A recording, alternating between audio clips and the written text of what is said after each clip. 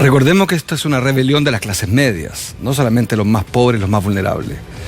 Buena parte de lo que él anuncia es un traspaso a recursos menores, pero recursos directos, aparte de esas capas medias. Veremos si eso satisface las demandas que son ambiciosas, que es el fin del abuso, por un lado, de un consumidores furiosos por las tasas de interés, por, en fin, el precio de las universidades, el precio de la energía, el precio de la electricidad.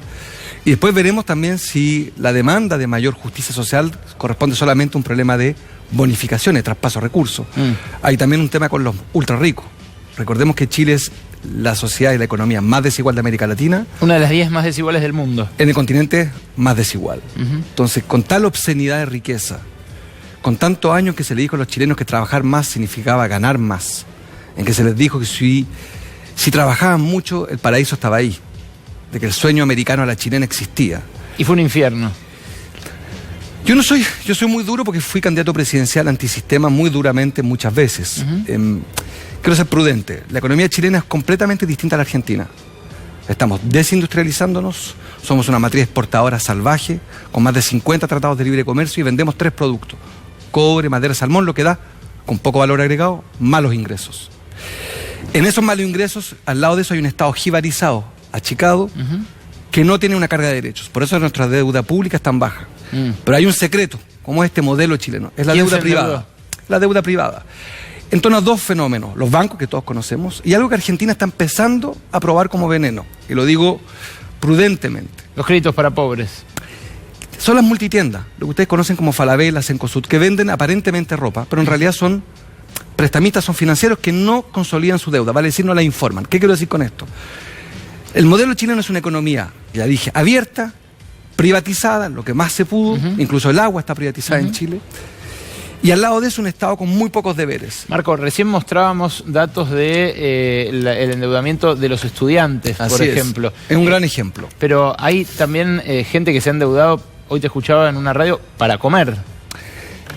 Es así de complejo. Recuerda tú que como los ingresos son bajos, las pensiones son bajas, el subsidio es al individuo y no a la oferta, no a las instituciones. O sea, a ti si eres suficientemente pobre, tienes que competir como esa película Los Juegos del Hambre. Hay que competir para demostrar tu pobreza.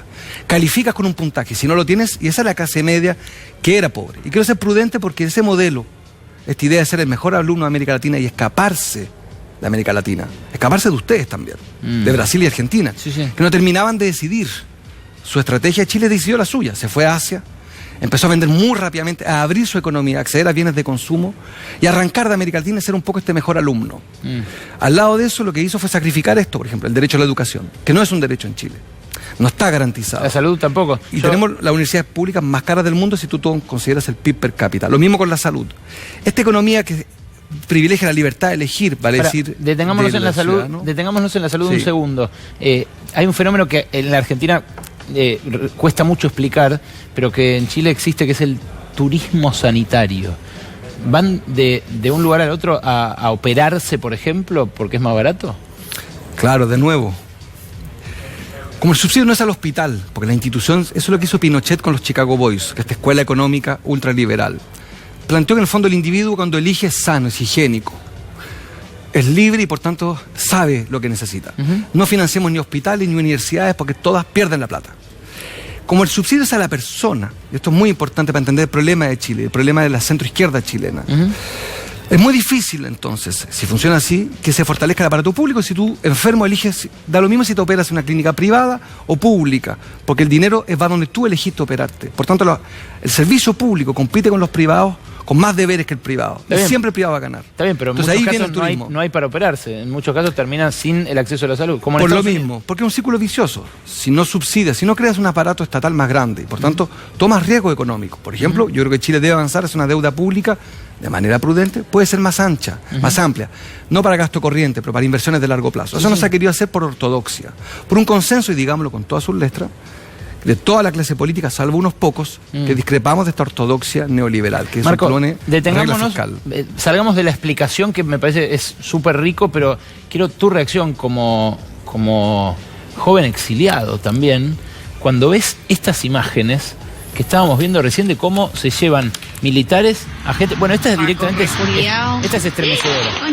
No sé si la viste ya. La vi. Es alguien que se cae de una camioneta de los militares... ¿Qué weá está pasando? Se escucha un tiro y luego viene alguien, Éntrate. dos de los militares, y lo rematan en el piso. ¿Volvió el terrorismo de Estado a Chile, Marco?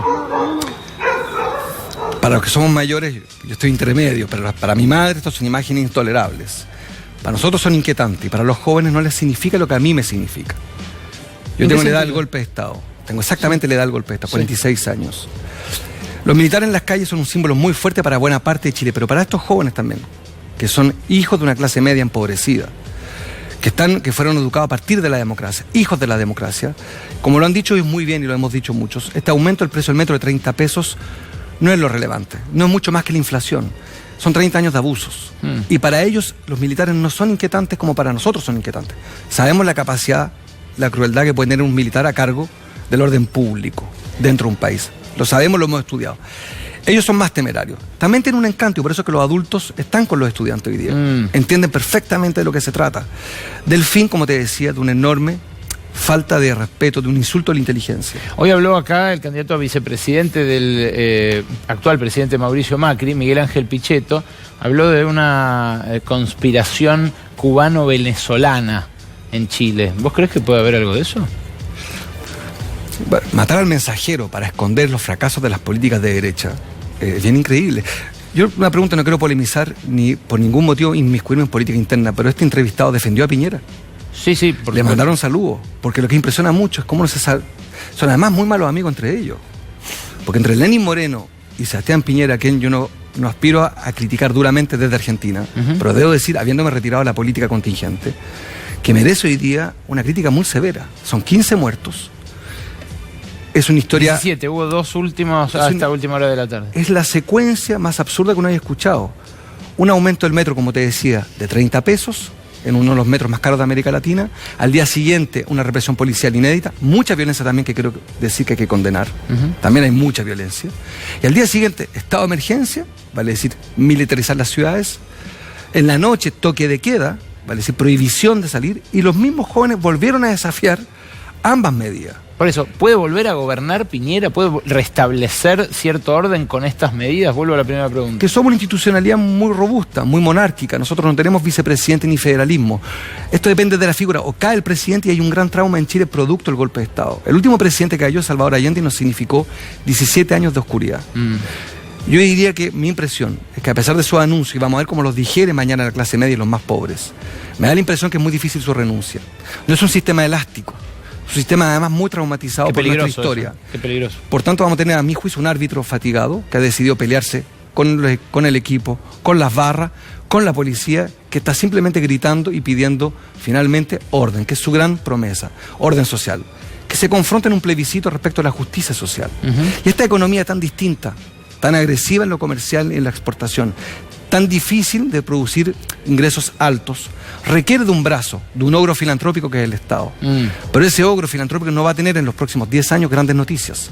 Chile no va a volver a crecer más allá de 3 puntos, está creciendo hoy día en 2 puntos y tanto. Marco, una economía que va a vivir tasas de mediocridad por muchísimas razones, entre otras, porque somos una economía que apostó a la apertura económica. Y cuando apuestas de esa manera tan salvaje, sin proteger tu propia industria y tu propio consumo, estás en fondo dispuesto a todos los resfríos del planeta. Y todo indica que el mundo, dicho por el FMI, que América Latina está siendo severamente castigado por todos los agentes económicos, como un continente, hoy día, quizás el más mal alumno del mundo, incluso después de África y de Asia.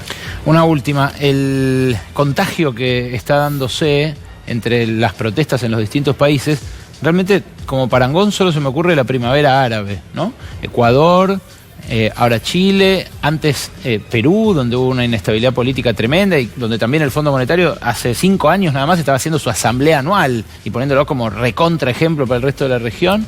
Y bueno, también el resto de los países de derecha temblequeantes, de los gobiernos de derecha en países como Argentina, como Brasil, en pisos de popularidad.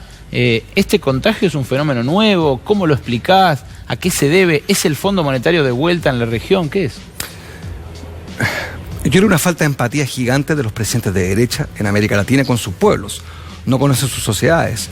Creen que la economía, si no es moral, está bien. Para nosotros la economía sin moral es matemática.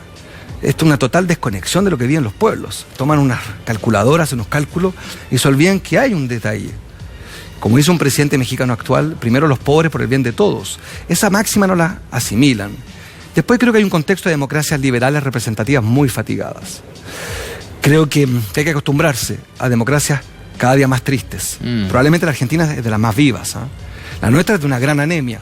50% de abstención sistemáticamente. Y lo digo responsablemente porque yo fui candidato presidencial. Bueno, quizás acá es lo que explica la elección y esa movilización que tiene el argentino en general, es lo que explica que no esté pasando esto, ¿no? Y de repente voy a arriesgar una hipótesis, pero no quiero hablar de Argentina porque hay elecciones muy pronto, quiero ser prudente. Pero en sociedades donde hay más debate, de lo que usted a veces se llama la grieta, que aquí es un término negativo, pero donde hay más contradicción, probablemente también hay más capacidad de convivir en la diferencia. La válvula de escape. Como en Chile, todos los medios de comunicación son de nuestros amigos los bancos. Sí. Son del sistema financiero o de la Iglesia Católica, que hasta hace poco prohibía hablar de preservativo en televisión. Te quiero decir que Chile, además de tener 4.000 kilómetros de cordillera y de ser una pseudo isla, acreciente su condición de isla, en tanto está completamente secuestrada en términos del debate. Esta entrevista es imposible en Chile. A los 2 minutos vas a tener un auspicio de un fondo de pensión o de un banco. Pero el periodista, no todos, muchísimas veces tiene doble ingreso y trabaja para los bancos.